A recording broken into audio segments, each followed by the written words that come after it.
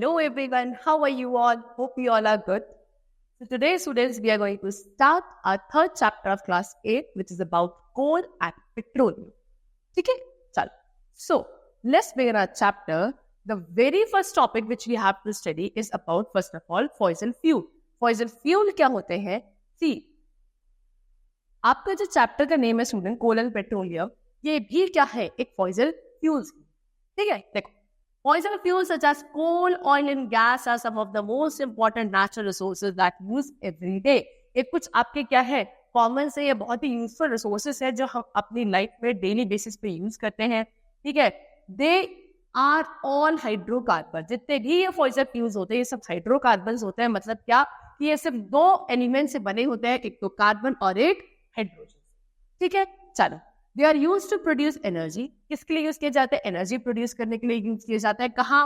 Home. They are burned to produce heat. क्या इनको घर में किसके लिए यूज किया जाता है? हीट प्रोड्यूस करने के लिए बर्न किया जाता है. ठीक है, लार्ज पावर स्टेशन में इनका यूज किया जाता है. They are used to produce electricity. वहां क्यों यूज किया जाता है? इनको इलेक्ट्रिसिटी प्रोड्यूस करने के लिए. And they are also used to power engine. और इंजन्स को पावर प्रोवाइड करने के लिए भी इनका यूज किया जाता है. The bond between the hydrogen and carbon atoms store energy. ये जो हाइड्रोजन और कार्बन से मिलकर बने होते हैं, तो इनके बीच की जो बॉन्ड होता है वही होता है जो इनके अंदर एनर्जी स्टोर करता है.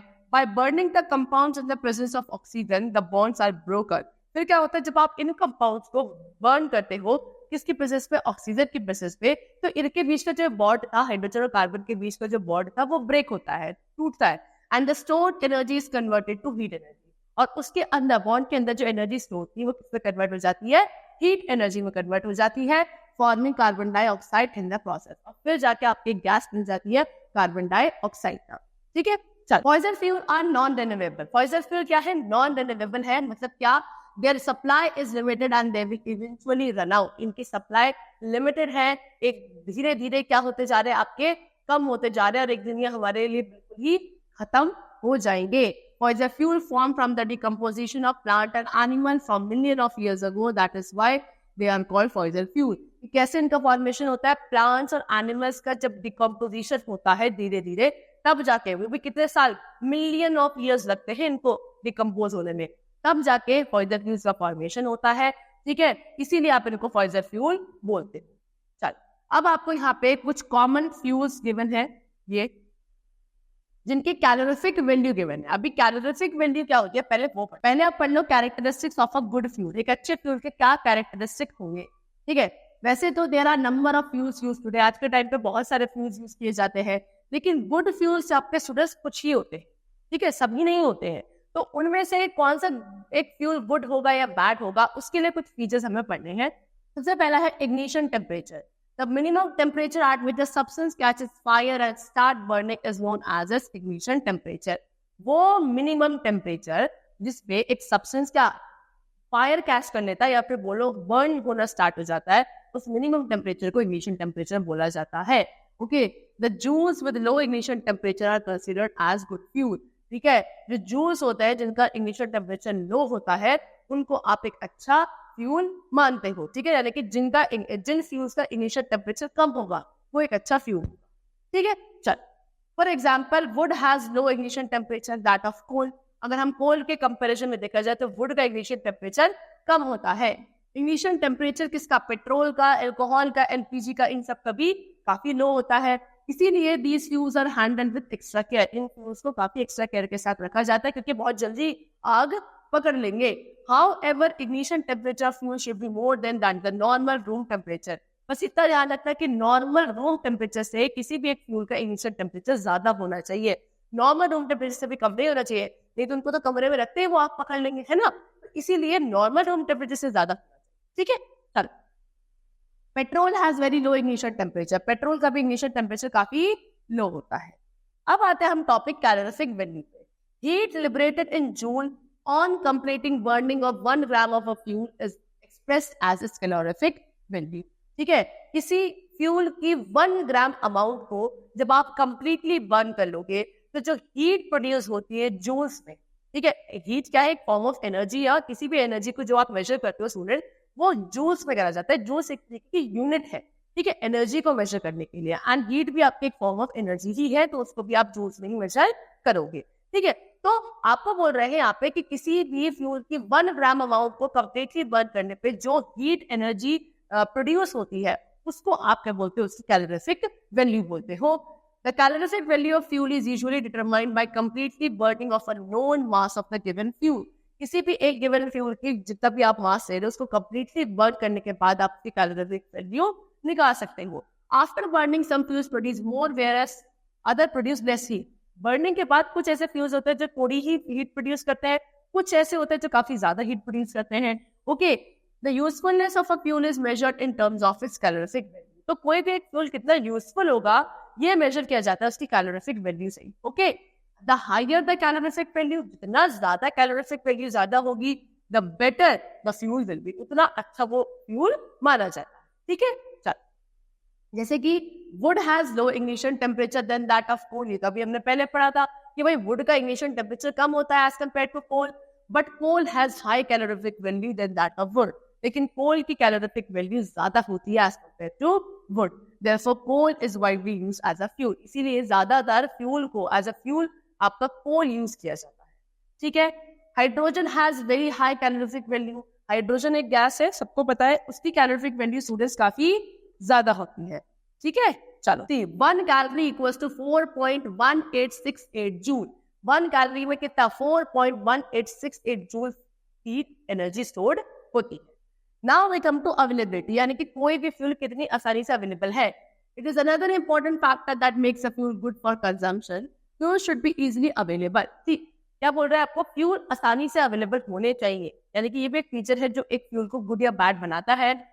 However, यानी कि in a technologically advanced world, there is not any serious difficulties in extraction of fuel like coal, petroleum, natural gas. Nowadays, these fuels are extracted from deep beneath the earth easily. आज के time की बात करी जाए, क्योंकि हमारी technology काफी advance हो चुकी है, तो किसी भी फ्यूल को एक्सट्रैक्ट करना, बाहर निकालना काफी आसान है। ठीक है ना, क्योंकि टेक्नोलॉजी इतनी एडवांस है, कोल है, पेट्रोलियम है, गैसेस है, किसी नेचुरल गैस, किसी भी फ्यूल को आसानी से हम एक्सट्रैक्ट कर सकते हैं। ठीक है, the fuels which are easily available in a particular region are considered as good fuel. किसी भी एक पर्टिकुलर रीजन में जो फ्यूल्स आसानी से मिल जाते हैं उनको आप अच्छे फ्यूल्स, गुड फ्यूल्स बोलते हो। Example, coal is found in abundance in Jharkhand.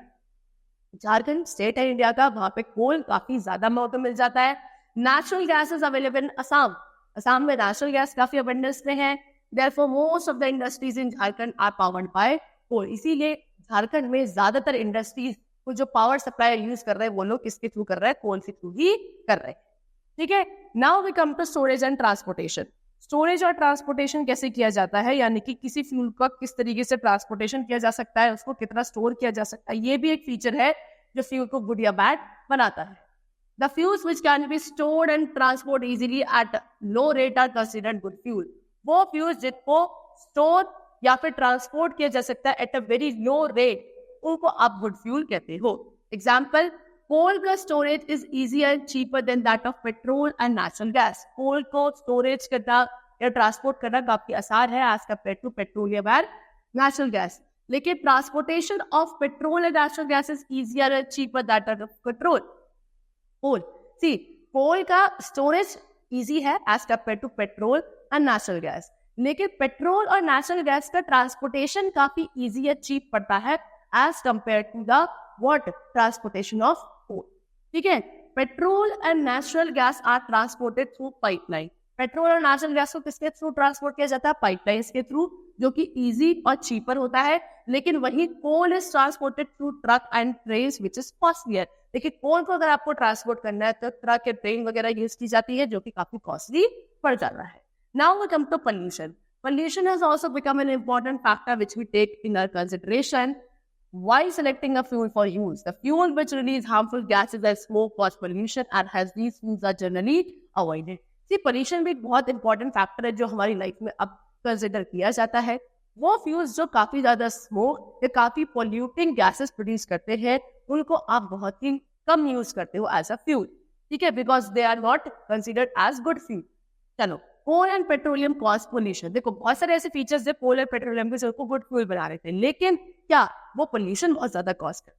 Okay, They release harmful and poisonous gases and oxides which do not only cause severe disease to human beings, but also cause harmful effects on the environment like acid rain, global warming, air pollution, etc. अब क्या होता है कि कोल and petroleum को जब burn किया जाता है, ये बहुत ही हार्मफुल और पॉइजनस गैसेस प्रोड्यूस करती है, जिससे सिर्फ ह्यूमन हेल्थ को इफेक्ट नहीं पड़ रहा, आपके एनवायरनमेंट को भी इफेक्ट पड़ता है। एनवायरनमेंट को कैसे इफेक्ट पड़ता है? एनवायरनमेंट में बहुत सारी ऐसे फिनोमेना जैसे कि एसिड रेन, ग्लोबल वार्मिंग, ये सब किसकी वजह से होती है? इन्हीं पोल्यूटेड गैस की वजह से होती है, जो कोल एंड पेट्रोलियम के बर्निंग के थ्रू प्रोड्यूस होती है।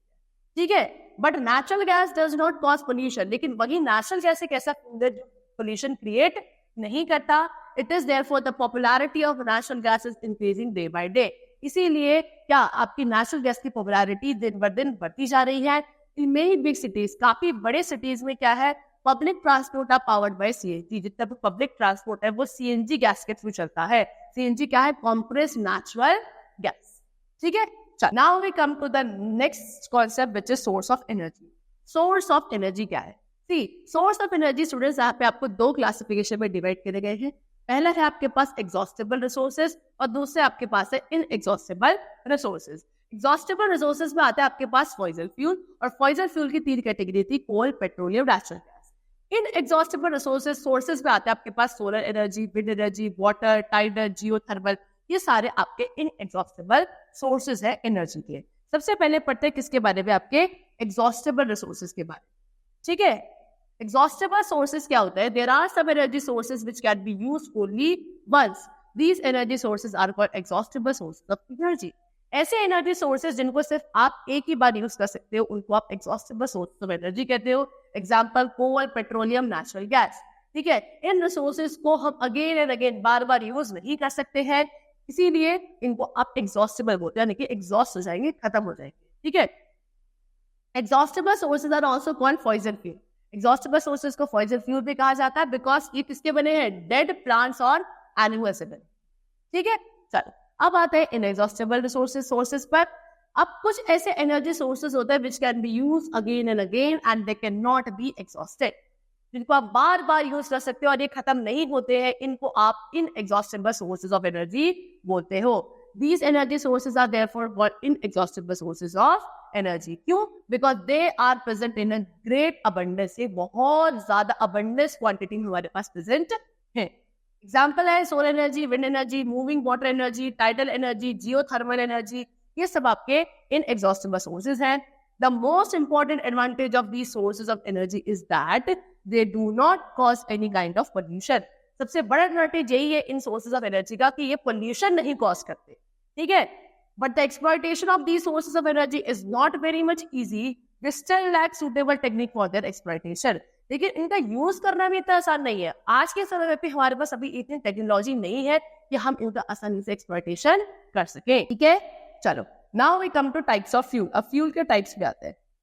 You already know about various types of fuel. Now you will study about the classification of fuel. Fuel can be classified in number of ways. अब हम फ्यूल्स को देखो क्या होता है, ये हमने पढ़ लिया। अब फ्यूल्स को क्लासिफाई कर दिया जाता है। क्लासिफाई करने के बहुत सारे तरीके हैं। ठीक है, आप किन बेसिस पे आप फ्यूल्स को क्लासिफाई करते हो? दो बेसिस है, एक तो फिजिकल स्टेट और दूसरा है अकरेंस। सबसे पहले पढ़ेंगे physical state. See, fuels are obtained in all the three physical state. Fuels आपको तीनों स्टेट में मिल जाएगी, solid, liquid and gas. Solid कौन से है? The fuels which are obtained in solid state like wood, coal, cattle, duck cake, biogas. ठीक है, बायोगैस कैसे बनती है? The base of sugar cane after the extraction of juice. ठीक है, शुगर केन होता है करना, उसमें से जब जूस निकाल दिया जाता है उसके बाद जो बच जाता है उससे बायोगैस प्रोड्यूस करी जाती है। चारकोल, पैराफिन, वैक्स, ये सभी आपके ऐसे फ्यूल्स हैं जो आपको सॉलिड स्टेट पे मिलते हैं। फिर उसके बाद आते हैं लिक्विड स्टेट। लिक्विड स्टेट में कौन से होता है? कुछ फ्यूल्स है जैसे कि kerosene oil, petrol, diesel, alcohol, liquefied hydrogen, ये सब आपके लिक्विड फ्यूल्स हैं। फिर आते हैं गैसियस फ्यूल में। गैसियस फ्यूल में आते हैं natural gas, liquefied petroleum gas, LPG gas, जो आपके गैस सिलेंडर्स घर में आप लोग यूज करते हैं उसमें एलपीजी गैस होती है। पेट्रोल गैस, गोबर gas, coal gas, water gas, acetylene, hydrogen gas, ये सभी आपकी क्या है स्टूडेंट्स? आपके गैसियस। ठीक है, चल ये तो था आपका क्या फिजिकल स्टेट के बेसिस पे जब आप फ्यूल्स को क्लासिफाई करते हो। अब दूसरा आपका बेसिस है occurrence. On the basis of occurrence of the fuel, we can group them into natural fuel and processed fuel. यानी कि कैसे ये हमको मिलते हैं उस बेसिस पर आप इसको दो ग्रुप में डिवाइड करते हो। एक होता है नेचुरल फ्यूल और एक होता है प्रोसेस्ड फ्यूल। नेचुरल फ्यूल कौन से है? The fuel which are use in the form in which they occur in nature. जिस फॉर्म में ये हमको नेचर में मिलते हैं, जब उसी फॉर्म में आप इनको यूज कर लेते हो एज इट इज, उनको बोला जाता है नेचुरल फ्यूल्स। ठीक है, नेचुरल फ्यूल्स या फिर प्राइमरी फ्यूल्स भी आप कह सकते हो। एग्जाम्पल है wood, coal, natural gas, petroleum, cattle dung, basic agriculture waste. ये सब आपको किससे मिलते हैं? क्रॉप से मिलते हैं, और इसको आप एज इट इज यूज कर लेते हो, इसलिए आपकी ये नेचुरल फ्यूल है। पर उसके बाद आता है प्रोसेस्ड फ्यूल में। ये क्या होता है? Some natural fuels are used after a long physical and chemical process. Therefore, they are called processed fuel or secondary fuel. अब कुछ नेचुरल फ्यूल्स को क्या बहुत सारे फिजिकल और केमिकल प्रोसेस के थ्रू पास करके फिर जाके कुछ एक नया फॉर्म ऑफ फ्यूल उनका बनाया जाता है। ऐसे फ्यूल्स को आप प्रोसेस या सेकेंडरी फ्यूल बोलते हो। Example charcoal, coke, petrol, diesel, kerosene, water gas, coal gas, these all are secondary और प्रोसेस्ड फ्यूल। ठीक है, चलो अब आते हैं हम अपने नेक्स्ट टॉपिक पे, जिसका नाम था fossil fuel. It is a term used to describe a group of energy sources that were formed from ancient plants and organism during the carboniferous period approximately 360 to 286 million years ago, prior to the age of dinosaurs. Dinosaur से भी पहले, जब dinosaurs की as से भी पहले, यानी कि कितना 360 to 286 मिलियन ईयर्स अगो, ठीक है, तब आपकी ये फॉसिल फ्यूल्स का फॉर्मेशन हो गया था। ये एक ऐसा सेट, एक ऐसा ग्रुप है सोर्सेस का जो किसके थ्रू बना है? आपके एंशियंट यानी कि बहुत ही पुराने टाइम के जो प्लांट्स और एनिमल होते थे, इन ऑर्गेनिज्म के डिकम्पोजिशन से जो बनाए जाते हैं, उनको आप फॉसिल फ्यूल बोलते हो। और कितने साल पहले? डायनासोर से भी पहले के जो प्लांट्स और एनिमल्स रहे होंगे, उनसे इनका फॉर्मेशन हुआ है। ठीक है, at that time the land was covered with swamp filled with microorganism, marine organism, trees, ferns and other large leafy plant। उस टाइम पे जो लैंड थी वो आपके क्या माइक्रो ऑर्गेनिज्म से, मेरीन ऑर्गेनिज्म से, ट्रीज, फर्न, यानी कि तब यही कुछ ऐसे ऑर्गेनिज्म से जो पूरी आपके लैंड पे मिलते थे। As the organism and plants died, they sank to the bottom of the swamp and ocean and formed layers of a spongy material called peat। उसके बाद क्या हुआ? जैसे जैसे ऑर्गेनिज्म या प्लांट्स आपके डाई हो जाते थे, मर जाते थे, ये कहाँ आपके सैंक यानी कि डूब जाते थे bottom of the swamp, swamp के बिल्कुल नीचे जाके या ओशंस वगैरह में नीचे जाके, और वहां एक स्पॉन्जी मटेरियल की लेयर बना लेते थे जिसका नाम था पीट।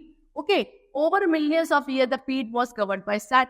फिर आगे कुछ मिलियन ऑफ ईयर्स में इस पीट पे क्या आ जाती थी? एक लेयर आ जाती थी सैंड की, क्ले की, या कुछ बाकी और मिनरल्स की, which converted the peat into sedimentary rock। जो क्या करती थी? ये सभी लेयर उस पीट को सेडिमेंट्री रॉक में कन्वर्ट करती थी। Over time different types of fossil fuel form. फिर उसके बाद कुछ समय बाद उसी से सेडिमेंट्री रॉक से फॉसिल फ्यूल्स का फॉर्मेशन शुरू हुआ।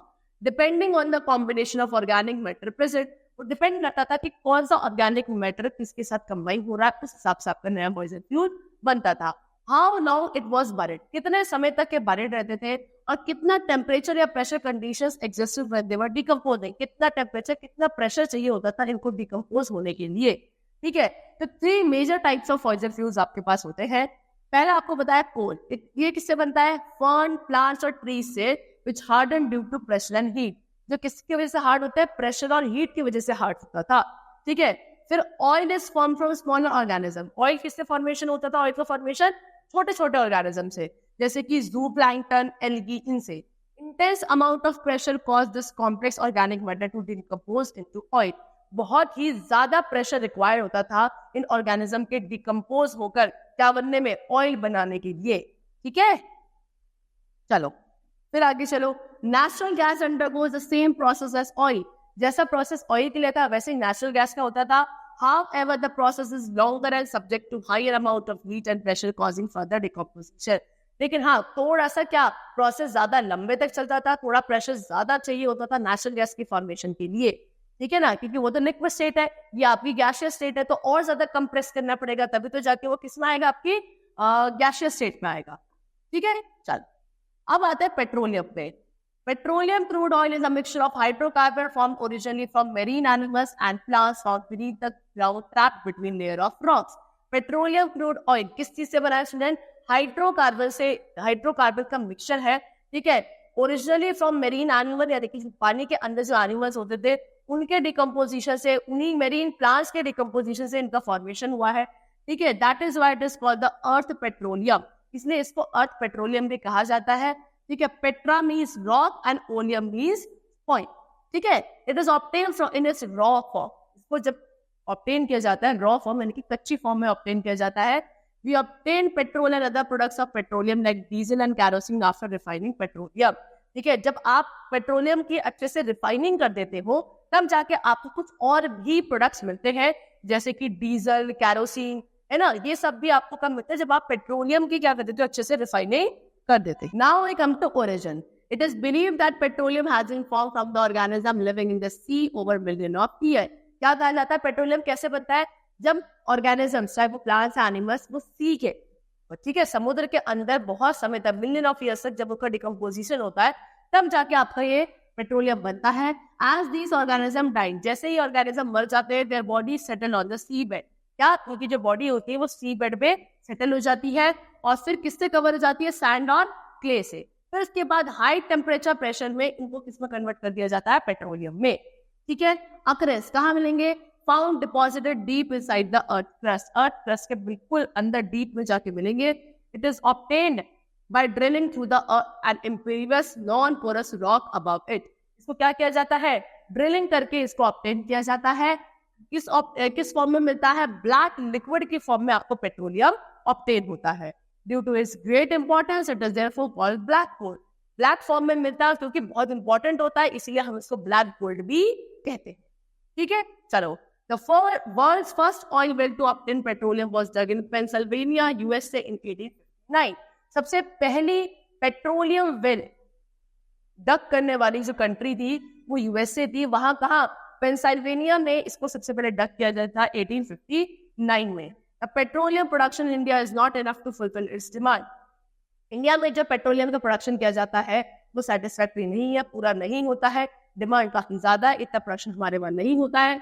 देयरफॉर इसीलिए हमारी कंट्री क्या करती है, इसे इंपोर्ट करती है. कहां से, अरेबियन कंट्रीज से and some other countries to fulfil its own demand. Arabian या कुछ और कंट्रीज से इंडिया पेट्रोलियम को इंपोर्ट करता है, तब जाके इंडिया की डिमांड को फुलफिल किया जाता है.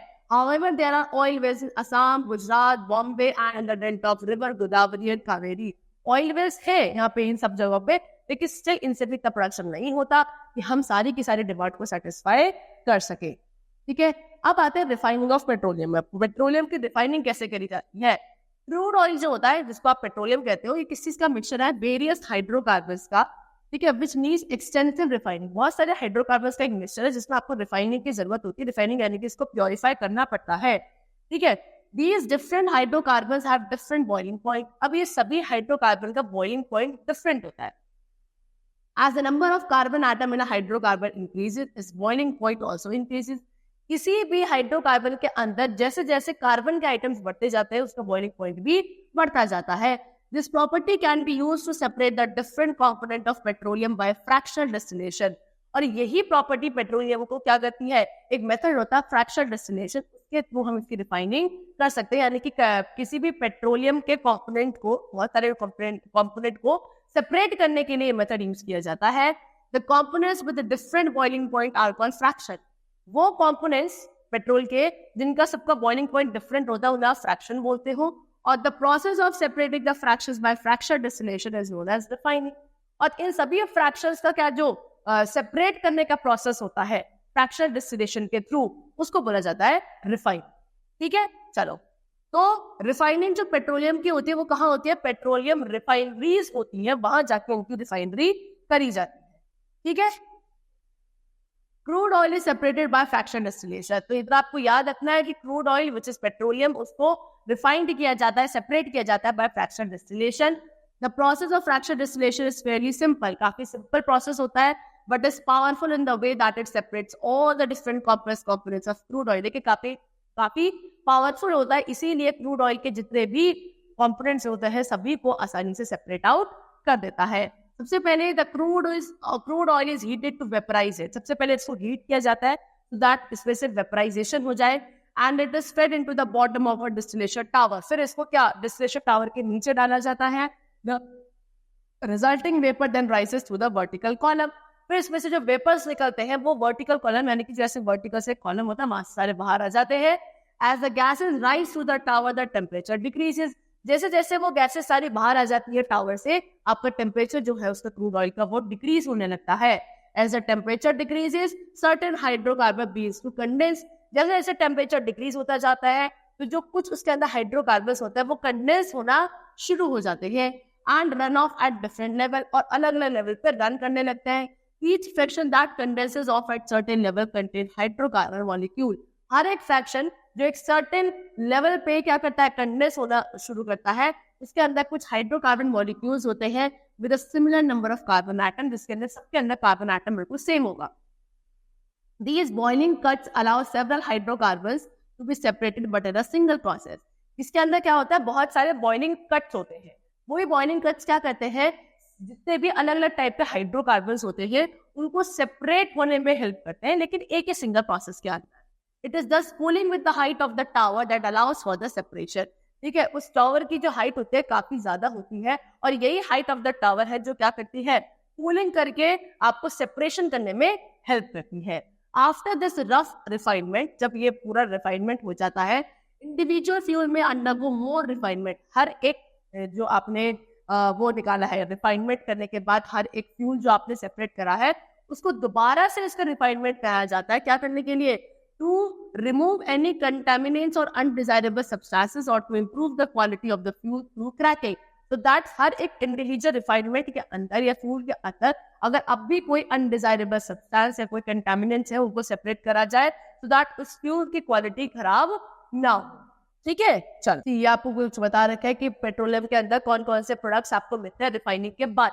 ठीक है, गैस मिलती है, gasoline, kerosene, gas oil and diesel oil, lubricating oil, benzene, paraffin, wax, asphalt, ये इनकी बॉइलिंग रेंज है और कहाँ इन्हें यूज किया जाता है ये सब आपको यहाँ पे गिवन. चलो, now we come to the next topic which is coal. Coal एक और फॉसिल फ्यूल है. ठीक है, it is also a fossil fuel but coal is made from the remains of dead plants buried under the earth million of years ago. लेकिन ये कैसे बनता है, जब बहुत सारे प्लांट्स डेड हो जाते हैं अर्थ के बहुत नीचे कहीं डीप में जाके, काफी मिलियन ऑफ ईयर्स लगते हैं इसकी भी फॉर्मेशन के लिए, तब जाके कोल का फॉर्मेशन होता है. It is believed that about 300 million years ago, ये माना जाता है कि 300 मिलियन साल पहले the earth has dense forest in low lying wetland area. Earth में क्या थे, बहुत सारे घने जंगल हुआ करते थे. Due to natural process like flooding, earthquake, etc. these forests got buried under the soil. फिर कुछ नेचुरल प्रोसेस आने के तब क्या होता था, आपका फ्लडिंग, अर्थक्वेक भी बहुत ज्यादा आते थे. तो इन नेचुरल प्रोसेस में क्या होता था कि ये जंगल जो होते थे जल जाते थे. ठीक है, जलने के बाद सॉइल के अंदर ही इनका बरेड यानी कि डिकम्पोज होना शुरू होते थे. The passage of time soil got deposited over them and the dead plants got compressed. फिर समय के साथ क्या हुआ, इनके ऊपर सॉइल जमने लगी और जितने भी डेड प्लांट्स थे वो अंदर ही अंदर डिकम्पोज होने लगे, कंप्रेस्ड होने लगे. ठीक है, the temperature also rose as the sand deeper and deeper. Temperature भी वहां का बढ़ने लगा जैसे जैसे वो नीचे दबते गए. Okay, under high pressure and high temperature dead plants got slowly converted into coil. फिर हाई प्रेशर और हाई टेम्परेचर की वजह से ये सारे के सारे डेड प्लांट्स किसमें कन्वर्ट हो गए, धीरे धीरे कोल में. As coal contains mainly carbon, the slow process of conversion of dead vegetation and coal is called carbonisation. ठीक है, कोल के अंदर क्या सबसे ज्यादा जो मिलता है, मेनली वो कार्बन ही मिलता है. तो ये जो स्लो प्रोसेस होता है किसका, डेड वेजिटेशन का इनटू कोल, इसको क्या बोला जाता है, कार्बनाइजेशन बोला जाता है. कोल कहाँ से ऑब्टेन होता है, कोल माइन से. ओके, कोल के अंदर स्टूडेंट्स कुछ हाइड्रोजन और ऑक्सीजन के भी एटम्स होते हैं. A nominal amount of nitrogen और sulphur is also found in coal. थोड़ा सा, ज्यादा नहीं, थोड़ा ही अमाउंट में नाइट्रोजन और सल्फर भी कोल के अंदर मिलता है. However, we classify coal on the basis of the carbon amount present in it. लेकिन आप कोल को अगर क्लासिफाई करते हो तो फिर भी किसके बेसिस पर करते हो, amount of carbon atom present in their. तो किसी भी कोल प्रोडक्ट में कितने कार्बन के एटम प्रेजेंट है उस बेसिस पर आप कोल को क्लासिफाई करते हो.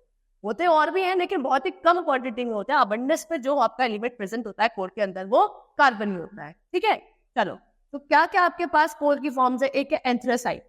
ठीक है, इसमें सबसे ज्यादा अमाउंट ऑफ कार्बन होता है. Okay, it contains up to 96% of carbon इसके अंदर होता है. That's why it is also considered as the best variety of coal. क्योंकि 96% तक इसमें कोल होता है, इसलिए इसको आप कोल की सबसे बेस्ट वैरायटी मानते हैं, एंथ्रेसाइट. ठीक है, चलो, नेक्स्ट होता है बिटुमिनस कॉइल. इसमें कितना कार्बन होता है, अबाउट 60%. थर्ड है आपके पास लिग्नाइट. इसमें होता है कितना, अबाउट 50% ऑफ कार्बन. ठीक है, चलो, अब आते हैं कोल के यूजेस पे. Coal is still regarded as the most important fossil fuel due to its various uses. काफी इंपॉर्टेंट फ्यूल माना जाता है ये क्योंकि इसके यूजेस काफी सारे हैं. जैसे कि कहाँ यूज किया जाता है, थर्मल पावर प्लांट में यूज किया जाता है इलेक्ट्रिसिटी जनरेट करने के लिए. उसके अलावा it is also use as industrial fuel, industries में एज अ फ्यूल इसको यूज किया जाता है. A large number of families in rural areas still use it as a domestic fuel. गाँव में विलेजेस में आज भी काफी ऐसी फैमिलीज है जो इसको as a domestic fuel use करती है. Coal also give us many other useful products which can be used in a number of ways. और भी बहुत सारे ऐसे प्रोडक्ट्स कोल हमको प्रोवाइड करता है जिसको हम बहुत अलग अलग तरीकों से यूज करते हैं. इन आर कंट्री, हमारी कंट्री में कोल कहाँ मिलता है? Mainly Jharkhand, West Bengal, Orissa and Madhya Pradesh. ठीक है, चलो अब आते हैं डिस्ट्रक्टिव डिस्टिलेशन ऑफ कोल पे. ये क्या है? You have studied that fractional distillation is done to separate different component of petroleum. Similarly, destructive distillation is done to obtain different products of coal. अभी पढ़ के आए थे क्या? फ्रैक्शनल डिस्टिलेशन यूज किया जाता था पेट्रोलियम के हर एक कंपोनेंट को सेपरेट करने के लिए. ऐसे कोल के डिफरेंट कंपोनेंट को सेपरेट करने के लिए क्या? डिस्ट्रक्टिव डिस्टिलेशन मेथड यूज किया जाता है. इसमें होता क्या है कि coal is strongly heated to 1000 degree Celsius in the absence of air. Coal को क्या 1000 डिग्री सेल्सियस टेम्परेचर पे हीट किया जाता है in the absence of air, यानी कि एयर बिल्कुल एब्सेंट होती है. In this process we get various products of coal. और अब जाके हमको क्या कोल के बहुत सारे प्रोडक्ट मिलते हैं जैसे कि कोक, कोल गैस, कोल तार और अमोनियम कंपाउंड. ठीक है, सबसे पहले पढ़ते हैं कोक. कोक क्या है? जब बेटा डिस्ट्रक्शन हो जाता है कोल का, एक residue is obtain called Coke. पूरा अच्छे से डिस्ट्रक्शन होने के बाद एक वेस्ट प्रोडक्ट बचता है लास्ट में कोल का, जिसको आप क्या बोलते हो? Coke. Okay, it is use as a good fuel as it does not release smoke. एक अच्छा फ्यूल माना जाता है क्योंकि ये स्मोक प्रोड्यूस नहीं करता. Okay, it is reduce to metal oxide such as zinc oxide and iron to get metal. क्या? मेटल की ऑक्साइड्स को रिड्यूस करने के लिए इसे यूज किया जाता है, जैसे कि जिंक ऑक्साइड, आयरन ऑक्साइड. इसमें से क्या प्योर मेटल को, जिंक ऑक्साइड में से प्योर जिंक को, आयरन ऑक्साइड में से प्योर आयरन को सेपरेट करने के लिए आप क्या कोक को यूज करते हो. उसके अलावा it is use to manufacture producer gas. Producer gas manufacture के लिए करने के लिए यूज किया जाता है. कैसे? By passing air through red coke. क्या? एयर को रेड कोक के थ्रू पास करके आप उसे प्रोड्यूसर गैस मैन्युफैक्चर कर सकते हो. Producer gas is also good fuel. ये भी एक अच्छा फ्यूल होती है. उसके अलावा it is also use to produce water gas. Water gas produce करने के लिए जैसे C+H2O, carbon plus H2O gives CO plus H2 by passing steam over white hot coal. ठीक है, चल दूसरा प्रोडक्ट जो आपको मिलता है डिस्ट्रक्टिव डिस्टिलेशन के बाद वो है कोल गैस. ठीक है, ये कैसे मिलता है? During the process of coal to get coke. जब कोल से कोक बन रहा होता है तब आपको कोल गैस मिलती है. In earlier days coal gas was used mainly for lighting. पहले क्या कोल गैस को लाइटिंग के लिए यूज किया जाता था, लेकिन आज के टाइम पे it is mainly use for heating purpose. Heating purpose के लिए यूज किया जाता है. आज industries situated near coal production area use coal gas for heating. वो इंडस्ट्री जो क्या आपके कोल प्रोडक्शन एरिया के पास होती है वो क्या यूज करती है? कोल गैस को ही यूज करती है हीटिंग प्रोसेस के लिए. फिर आपके पास आता है कोल तार. ये क्या है? एक ब्लैक थिक लिक्विड है जिसकी स्मेल काफी कैसी होती है? अनप्लेजेंट होती है. आपने देखा होगा काफी कॉमनली जब रोड का कंस्ट्रक्शन होता है वहां पे कोल तार डाला जाता है. एक तरीके का ब्लैक लिक्विड होता है और स्मेल भी बहुत अजीब होती है. ठीक है, it contains about 200 substances which are separated by fractional distillation. इतने 200 सब्सटेंसेस होते हैं इसके अंदर जो फ्रैक्शनल डिस्टिलेशन के थ्रू सेपरेट किए जाते हैं. Some important organic compounds obtained from coal tar are. कुछ ऑर्गेनिक कंपाउंड्स भी इसके थ्रू आपको मिलते हैं जैसे कि बेंजीन, टोल्यून, नैप्थलीन, फिनॉल. ये सब आपको इसी के थ्रू मिलते हैं. यूजेस क्या है? अब देखो, the compounds obtained from coal tar are used to make. अब जो ये कोल तार से जो हमको कंपाउंड्स मिलते हैं उसको कहाँ यूज किया जाता है? As a pesticide. Naphthalene ball बनाने के लिए यूज किया जाता है. Synthetic fibre, explosive, dyes and paint, perfume and plastic, इन सबको बनाने के लिए यूज किया जाता है. फिर आती है वाटर गैस. वाटर गैस क्या है? Steam of water combines with hot coke at 1000 degree Celsius to produce a useful fuel. Water की जो स्टीम होती है, भाप जो होता है, उसको हॉट कोक के साथ क्या करा जाता है? कंबाइन किया जाता है. कितने टेम्परेचर पे? 1000 डिग्री सेल्सियस टेम्परेचर पे. तब जाके एक यूजफुल फ्यूल मिलता है. ठीक है, जिसको आप वाटर गैस कहते हो. तो the mixture of carbon monoxide and hydrogen is called water gas. Carbon monoxide gas और हाइड्रोजन का जो मिक्सचर होता है उसको बोला जाता है वाटर गैस. सी क्या है? कोक. H2 है स्टीम, तब जाके मिलता है CO plus H2, carbon monoxide plus hydrogen gas, जिसको आप वाटर गैस कहते हैं. ठीक है, चलो कोक क्या करा जाता है? पहले हीट किया जाता है above 1000 degree Celsius by forcing air to it. ठीक है, एयर को इसकी तरफ मतलब पास करके 1000 डिग्री सेल्सियस पे आप इसे हीट करते हो पहले कोक. फिर क्या होता है? Then air supply is cut off. फिर एयर सप्लाई को कट कर दिया जाता है and steam is allowed to pass through the hot coke. फिर हॉट कोक जो गर्म कोक है उसके थ्रू सिर्फ स्टीम को अलाउ किया जाता है. इस प्रोसेस को बोला जाता है स्टीम रन. ठीक है, This process is again and again repeated until the entire coke is used up. फिर इसी प्रोसेस को बार बार रिपीट किया जाता है जब तक पूरा का पूरा कोक यूज ना हो जाए. Water gas is produce during the steam run, और तभी इसी स्टीम रन के दौरान आपकी वाटर गैस प्रोड्यूस होने लगती है. ठीक है, चलो अब आते हैं next, which is coal gas. Coal gas क्या है? On destructive distillation of bituminous coal. Bituminous coal जो आपको मैंने अभी बताया था, ठीक है, उसके डिस्ट्रक्टिव डिस्टिलेशन पे आपको कोल गैस मिलती है. The destructive distillation is carried out in vertical retorts made up of fine clay और सिलिका ब्रिक. ये जो डिस्ट्रक्टिव डिस्टिलेशन किया जाता है, इसका कहाँ किया जाता है? एक वर्टिकल यानी कि इस तरह के रिटॉर्ट होते हैं जो किसके बने हैं? क्ले या सिलिका ब्रिक के बने होते हैं, उसके अंदर किया जाता है. कितना टेम्परेचर चाहिए होता है? 1000 से 1200 डिग्री सेल्सियस तक का टेम्परेचर चाहिए होता है. ठीक है, फिर आती है producer gas.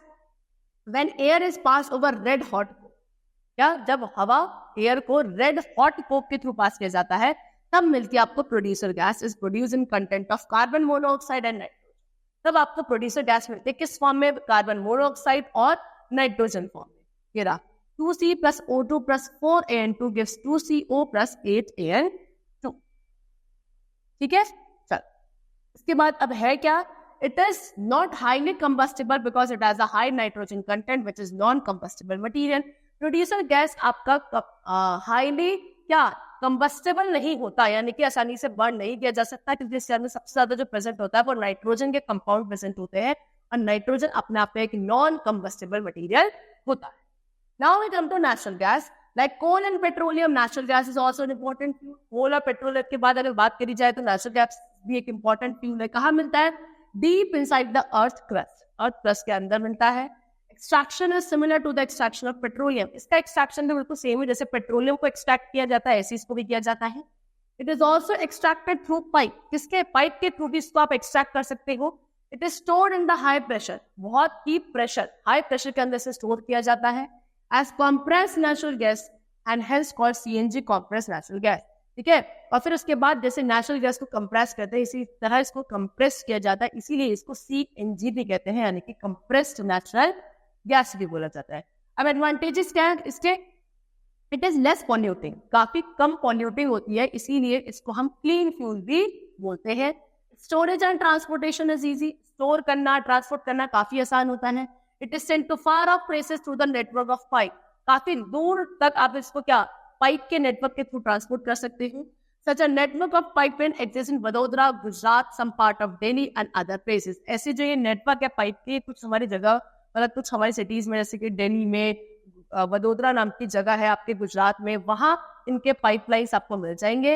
It is cheaper than petrol. Petrol से ये काफी चीप यानी कि सस्ता होता है. अब क्या क्या यूजेस है? It is now being widely used in public transport, specially buses, trucks and auto rickshaw. ठीक है ना, ऑटो रिक्शा, बस वगैरह, ट्रक वगैरह में आज के लिए काफी यूज किया जाता है as a fuel. It is also use as industrial fuel. Industries में भी इसको एज अ फ्यूल यूज किया जाता है. It is also used as a starting material for the manufacture of a number of chemical and fertilizer. बहुत सारे chemical और fertilisers को बनाने के लिए सबसे पहला एक ऐसा कंपाउंड है ना, सबसे पहले मैन्युफैक्चर करने के सबसे पहले इसी को यूज किया जाता है, इसलिए इसको वहाँ पे as a starting material use करते हैं. प्लेसेस ऑफ अकरेंस, कहाँ कहाँ ये मिलता है? इंडिया में natural gas has been found in Tripura, Rajasthan, Maharashtra and in the Krishna Godavari delta. यहाँ पे आपको नेचुरल गैस इंडिया में मिलती है. फिर उसके बाद आता है role of energy in modern development. Modern development में एनर्जी का क्या रोल है? Energy plays such a vital role in our modern development that we can say that energy is the basis of modern development. आज के time पे जो modern development हो रहा है उसमें एनर्जी एक बहुत बड़ा रोल प्ले करती है. ठीक है ना, कैसे? Let us study about some important role in different sector. देखते हैं क्या क्या इसका इंपॉर्टेंट रोल है एनर्जी का आजकल अलग अलग सेक्टर में. सबसे पहले पढ़ते हैं इंडस्ट्रियल सेक्टर में क्या रोल है. Most of the things that we use today are manufactured in factories and industries. आज के टाइप पे जितनी भी आप चीजें यूज करते हो उसमें से आधे से ज्यादा फैक्ट्रीज और इंडस्ट्रीज में ही इनका फॉर्मेशन किया जाता है. These industries need a large amount of energy. In industries को एनर्जी बहुत ज्यादा रिक्वायर्ड होती है इतने प्रोडक्ट्स को बनाने के लिए. किस फॉर्म में? इलेक्ट्रिसिटी की फॉर्म में या फिर कुछ फॉसिल फ्यूल्स की फॉर्म में. Big machines in industries run by electricity. बड़ी बड़ी जो मशीन्स होती है इंडस्ट्रीज वो किसके थ्रू चलती है? इलेक्ट्रिसिटी के थ्रू, डीजल के थ्रू, नेचुरल गैस या कोल के थ्रू. तो वहां आप देखो ये सारी एनर्जी यूज करी जा रही है इंडस्ट्रियल सेक्टर में. फिर आते हैं एजुकेशन रिसर्च में कैसे यूज होती है. Education and research is the basis of modern technological development. जितने भी मॉडर्न टेक्नोलॉजिकल डेवलपमेंट हो रहे हैं उसका बेस क्या है? एजुकेशन और रिसर्च। ठीक है, without electricity or other sources of energy we can neither impart knowledge nor we can carry on our research work। अगर इलेक्ट्रिसिटी या फिर आपके पास different sources of energy available नहीं होंगे तो ना तो एजुकेशन डिपार्टमेंट चल सकता है, ना ही रिसर्च डिपार्टमेंट आसानी से चल सकता है। फिर आते हैं एग्रीकल्चर में। एग्रीकल्चर सेक्टर में energy is needed for running tractor run करने के लिए, ट्यूबवेल चलाने के लिए, हार्वेस्टर, थ्रेशर, ये सभी मशीन को रन करने के लिए यहाँ भी क्या जरूरत होती है, एनर्जी की रिक्वायरमेंट होती है। फिर आता है ट्रांसपोर्टेशन और कम्युनिकेशन में क्या यूज है इसका। ठीक है, means of transport and communication nowadays also require huge amount of energy in the form of fuels और इलेक्ट्रिसिटी। ट्रांसपोर्ट और कम्युनिकेशन फील्ड में भी एनर्जी रिक्वायर्ड है आज के टाइम पर, किस फॉर्म में, इलेक्ट्रिसिटी या फिर फ्यूल्स की फॉर्म में। Food processing and storage. Food processing and storage of food in cold storage houses uses a huge amount of energy. ठीक है ना, कोल्ड स्टोरेज में जो कोल्ड स्टोरेज एरिया होता है वहां पे आप जो फूड स्टोर करते हो, प्रोसेस होते हैं, वहां भी काफी अच्छी खासी आपको एनर्जी रिक्वायर्ड होती है। ठीक है, डोमेस्टिक सेक्टर में, घर में क्या यूज करते हैं हम, energy has become an essential thing for us to lead a life of comfort. We have become so much dependent of physical comfort that we cannot even imagine a peaceful and comfortable life without electricity, because most of the appliances that we use for a physical comfort requires energy to run। आज के time पे हमने अपनी life को इतना comfortable zone में हम लेकर आ चुके हैं कि अगर एक दिन या बोलूं मैं कुछ घंटों के लिए भी अगर इलेक्ट्रिसिटी नहीं होती है तो हमारी लाइफ बहुत ज्यादा डिस्टर्ब हो जाती है, क्योंकि बहुत सारी ऐसी चीजें हैं जो एनर्जी से ही चलने वाली होती है और इसीलिए घर में भी आपके एनर्जी काफी रिक्वायर्ड होती है। ठीक है, चल, कॉजेज ऑफ एनर्जी क्राइसिस। अब एनर्जी क्राइसिस यानी कि एनर्जी की कमी के क्या कारण है। You have studied about the importance of energy in modes of development, but this is unfortunate that the energy generated in the world is not enough to meet the ever increasing demand of it. A number of cities and villages do not get adequate supply of electricity every day. Due to the lack of energy supply, the economic growth of our country is slow. See, मैंने आपको बताया कि हमारे modern development में energy का कितना बड़ा role है, लेकिन जिस हिसाब से इसकी डिमांड बढ़ रही है उतना इसकी सप्लाई नहीं है। ठीक है, बहुत से ऐसे अभी भी हमारे विलेज एरिया है जहाँ पे प्रॉपर सप्लाई ऑफ इलेक्ट्रिसिटी नहीं है। ठीक है, प्रॉपर सप्लाई ऑफ इलेक्ट्रिसिटी नहीं है, इसकी वजह से वो जो शहर, वो जो पर्टिकुलर जगह है वो अभी भी कैसी है, बैकवर्ड है, जो हमारे इकोनॉमिक ग्रोथ में कहीं ना कहीं इफेक्ट करती है, बैड इफेक्ट करती है। ठीक है, चलो, so let's study about the main causes behind this energy crisis. तो ये एनर्जी क्राइसिस, जो एनर्जी की कमी है अभी भी कुछ जगहों पर, ठीक है, वो क्यों है, उसके क्या कारण है, वो पड़ता है। सबसे पहला, dependence on fossil fuel. Fossil fuel पर डिपेंडेंस कैसी है। Fossil fuel are still the main source of energy all around the world. आज भी पूरे वर्ल्ड में main source of energy fossil fuel ही है। We already know that fossil fuel are non renewable source of energy. अभी पढ़ा था starting में कि फॉसिल फ्यूल आपके non renewable source of energy है। ठीक है, क्यों, क्योंकि वो लिमिटेड क्वांटिटी में प्रेजेंट है। We have already used up many coal and oil deposits. आज तक भी हम बहुत सारे कोल एंड ऑयल डिपॉजिट्स को ऑलरेडी यूज कर चुके हैं। The rest of the deposits will last only a few hundred year. अब जितना डिपॉजिट अब बचा है वो कुछ 100 साल के अंदर खत्म हो जाएगा। ठीक है, it is therefore the supply of these source of energy is slow and limited, which is the main cause of energy crisis. इसीलिए क्या कर दिया गया है, जो सप्लाई है इन सोर्स ऑफ एनर्जी की वो कम कर दी गई है, सो दैट हम इसको थोड़ा धीरे धीरे यूज करें, सो दैट थोड़ा बच जाए आने वाली जनरेशन के लिए भी। और यही एक पहला कारण है कि एनर्जी क्राइसिस क्यों है कुछ जगहों पे आज की तारीख में भी। फिर आते हैं ever increasing consumption. We see new appliances are introduced in market for our use. Our dependency on these appliances is also increasing day by day. आप देखो कि नए नए appliances मार्केट में रोज आ रहे हैं और हमारी डिपेंडेंसी इनके ऊपर बढ़ती चली जा रही है, हम इनके ऊपर पूरी तरीके से डिपेंडेंट है। ठीक है, most of these appliances need electricity to run. ज्यादातर जितने भी appliances आप देखोगे न्यूली एडवांस आपको मार्केट में मिल रहे हैं, सबको इलेक्ट्रिसिटी रिक्वायर्ड है रन करने के लिए। ठीक है, the rate of energy consumption is increasing rapidly. इससे क्या हो रहा है, एनर्जी कंज्यूम करने का जो रेट है वो बढ़ता जा रहा है। The number of vehicles on the road are also added in thousands every day. ठीक है, रोड पे चलने वाले जो व्हीकल्स है ये भी आप देखो हजारों की तादाद में आपको बढ़ते चले जा रहे हैं हर रोज, है ना। New train and aeroplane are also introduce every year. नई तरह की ट्रेन एरोप्लेन को इंट्रोड्यूस करा जा रहा है हर साल। These means of transport also put pressure और एनर्जी। अब ये सब भी तो एनर्जी के थ्रू चलेंगे, यानी एक तरीके से एनर्जी सोर्सेज पर प्रेशर बढ़ता जा रहा है। Next, we come to uneven distribution. Another important factor responsible for energy crisis. We already know that most of the oil wells are concentrated in Arabian country. देखो हमें ये बात पता है, ज्यादातर जितने भी आपकी ये ऑयल वेल्स है ये हमारी अरेबियन कंट्रीज वही से हम इन्हें इंपोर्ट करते हैं ज्यादातर। The oil produce by India is not enough to meet this demand. ठीक है, जितना ऑयल इंडिया प्रोड्यूस करती है वो डिमांड, जितनी डिमांड इंडिया की है उसके लिए सफिशिएंट नहीं है। तो we depend on this country for oil, इसीलिए आप इन्हीं कंट्रीज पर, अरेबियन कंट्रीज के ऊपर डिपेंडेंट है ऑयल रिक्वायरमेंट्स के लिए। That is why petroleum product in our country are comparatively costly. इसीलिए जो पेट्रोलियम के जितने भी प्रोडक्ट्स होते हैं वो हमारी कंट्री में कॉस्टली है, क्योंकि हम इन्हें बाहर की कंट्री से मंगाते हैं, जो कि हमको खुद को महंगा पड़ता है। और सप्लाई क्या होती है, लिमिटेड होती है, डिमांड ज्यादा है, सिर्फ लोगों की डिमांड को कंट्रोल में रखने के लिए कॉस्टली होते हैं। फिर आते हैं next which is very important, wastage. Wastage भी तो हम लोग कितने बड़े लेवल पे करते हैं, वैसे ही बहुत लिमिटेड है सोर्सेज, उसकी बात होगा वेस्टेज हो रहा है। कैसे? Energy is a considerable amount go wasted every day in our country. It is due to the ignorance and negligence of people. There are so many methods which can be used to save energy. Reuse and recycling can also be used to save energy. अगर daily basis पे देखा जाए तो बहुत सारी amount of energy जो है हम वेस्ट करते हैं। ठीक है, काफी यूजफुल है, स्टिल हम उसको क्या कर रहे हैं, वेस्ट कर रहे हैं। तो बहुत सारे ऐसे तरीके हैं जिससे हम क्या कर सकते हैं, एनर्जी को सेव कर सकते हैं। सबसे पहले आपको बता रखा है रीयूज एंड रिसाइकल।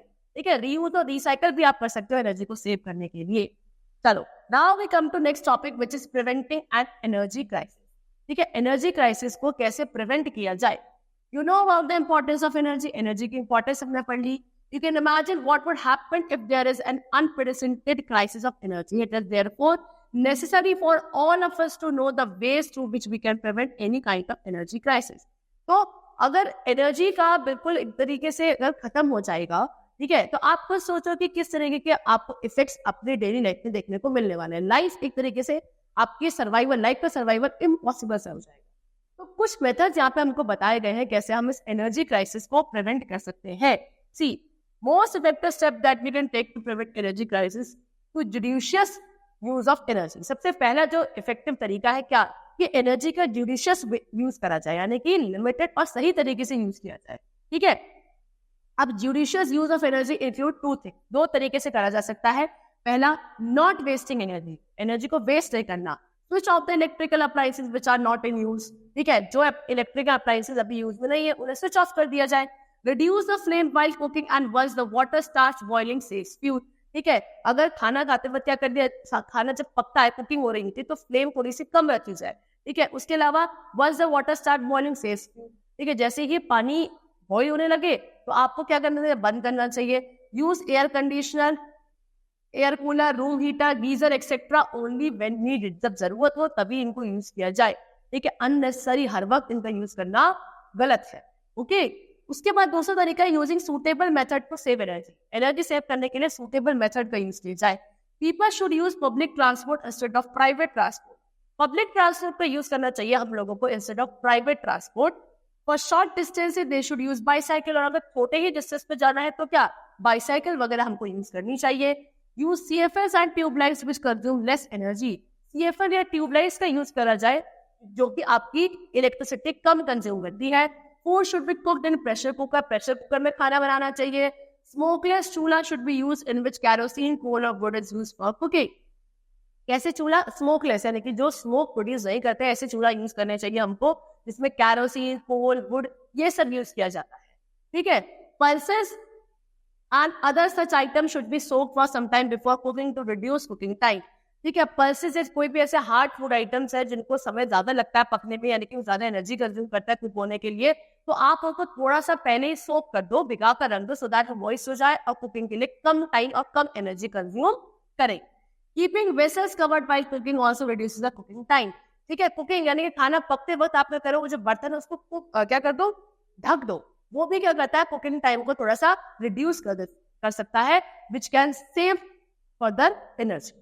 ठीक है, चलो, तो ये कुछ आपके प्रिवेंटिव मेजर्स थे जिसके थ्रू आप क्या कर सकते हो, एनर्जी सोर्सेस को क्या कर सकते हैं, कंट्रोल कर सकते हैं, उनका यूज कंट्रोल कर सकते हैं, उनका जो एनर्जी क्राइसिस उनके थ्रू हो रहा है उसको प्रिवेंट किया जा सकता है। चलो students, that's all for the chapter. The chapter is clear to you. Hope you all liked it. Thank you everyone.